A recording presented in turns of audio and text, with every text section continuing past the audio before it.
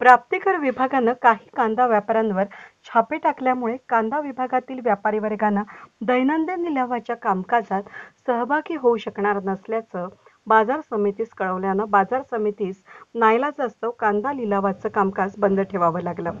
परंतु लवकरच व्यापारी वर्गाशी चर्चा करून कांदा लिलाव सुरळीतपणे सुरू करण्याचा प्रयत्न असल्याची माहिती बाजार समितीच्या सभापती सुवर्णा जगताप यांनी दिली आहे. बाजार समितीच्या लासलगाव मुख्य बाजार आवारातील 10 कांदा व्यापाऱ्यांवर प्राप्तिकर विभागानं बुधवारी छापे टाकल्यामुळे परिसरातील व्यापारी वर्गामध्ये घबराट निर्माण झाल्यानं कांदा विभागातील व्यापारी वर्ग गुरुवारपासून पुढील सूचना मिळेपर्यंत कांदा लिलावाचे कामकाजात सहभागी होऊ शकणार नसल्याचं त्यांनी बाजार समितीस कळवलं.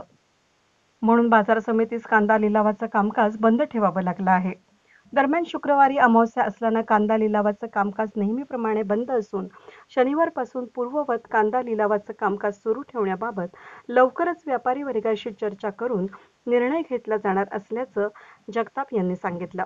दरम्यान बाजार समितीच्या विंचूर आणि निफाड उपबाजार आगारावरील कांदा लिलावाचे कामकाज सुरळीतपणे सुरू असून शेतकरी बांधवांनी आपला कांदा हा शेतीमाल सदर उपबाजार आवारांवर विक्रीस आणावा असं आवाहनही सुवर्णा जगताप यांनी केलंय. वेद न्यूजसाठी व्हिडिओ जर्नलिस्ट कैलास उपाध्ये, लासलगाव.